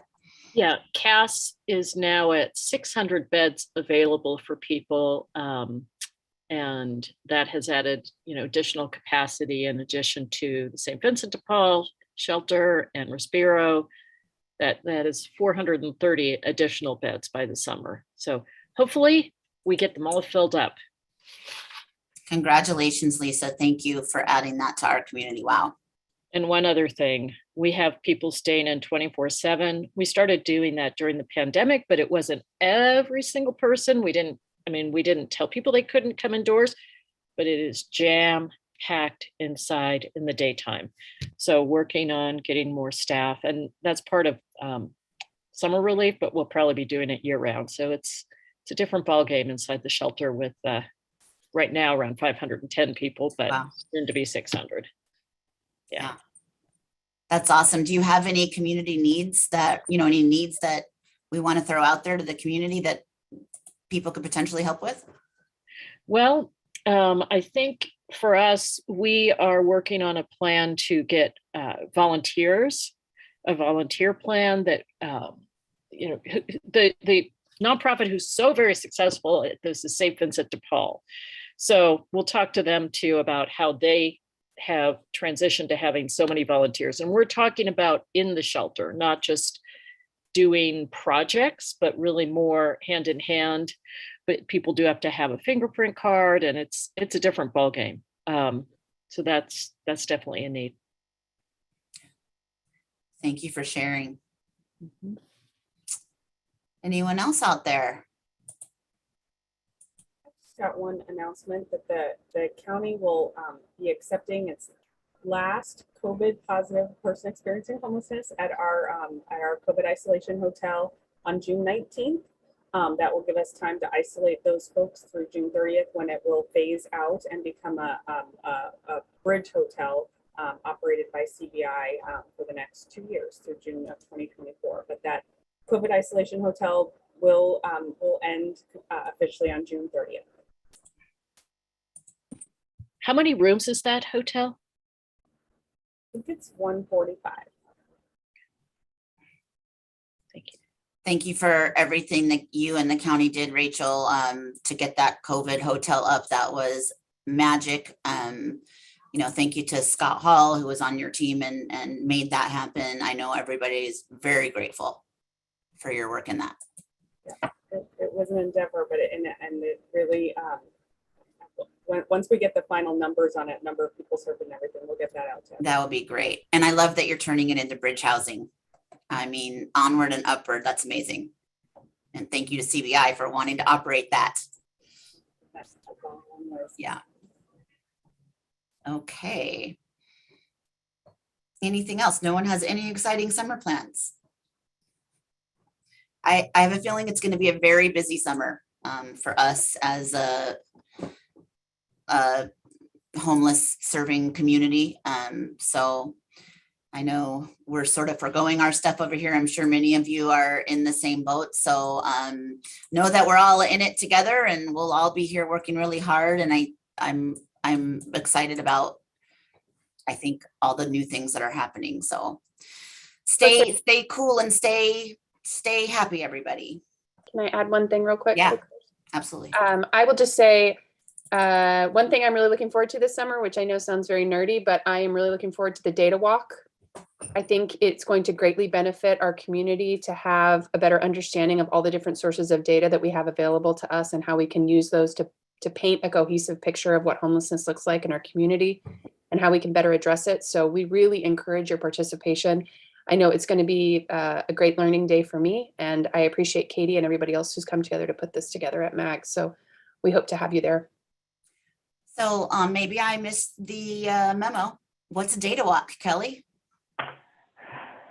Or Katie? I know you're going to yell at me for not reading my emails. You want me to take it? No. Can correct me? I got it. This is going to be the most interactive experience of your life. Think Disneyland on steroids. Get ready.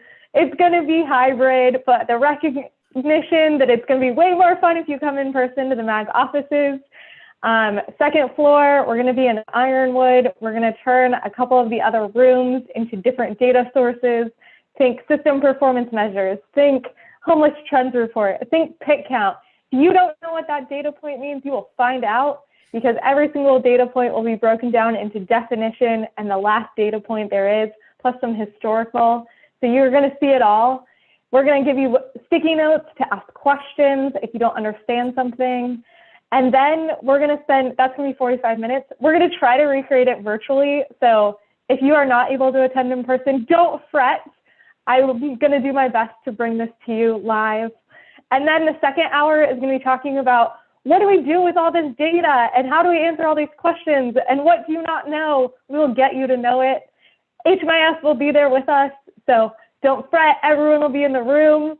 If you have questions, you can email me.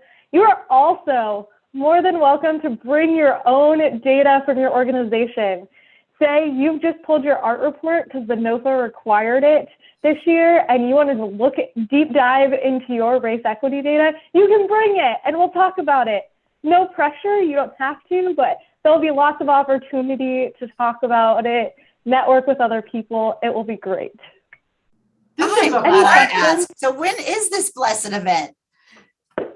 June 16th, mark your calendars, 9 to 11 a.m. It will be fantastic. Can you send a save the date? There was a save the date sent to all of your emails. You all got it. It went out last week. There will also be a registration link in the June newsletter. If you did not get it, let me know. I know you're all on that email, so if you just ignored it, that's cool too. And just say, hey, Katie, put this on my calendar for me, and I will do that. Katie, the last thing, Katie, put it on my calendar, would you please? I don't see it on my calendar. Oh, wait. No, I don't see it on my calendar, so. I will just send you all an invite. If you're on the board, you will get an invite. Feel free to decline if you aren't able to come. Please do register. I will put it in the body of the email because we would like to have an idea of how many people will attend. And so that we can be fully prepared with markers and sticky notes for your sticky note desires. Good job, Katie. Awesome. Thank you. Well, I don't know if anyone can follow that, but I'll ask. Is there anything anybody else wants to share? I have a final announcement. Your last board strategic planning, hopefully your last board strategic planning, we will see. I would like to bring us all back together and have a last final in-person strategic planning. I will have the hybrid event there, but I will be sending out a doodle poll because your last board strategic planning did not have the best attendance, and we really do want your feedback. We've sought feedback from all of your committees and subcommittees and really want to kind of talk finality with you all. This will be either the second or third week of June. And then we will bring it back to the board in your June meeting. It does not need to be penned in stone because we will continue to revisit this on a quarterly and an annual basis, but definitely want to kind of finish this round of strategic planning where we've been meeting monthly.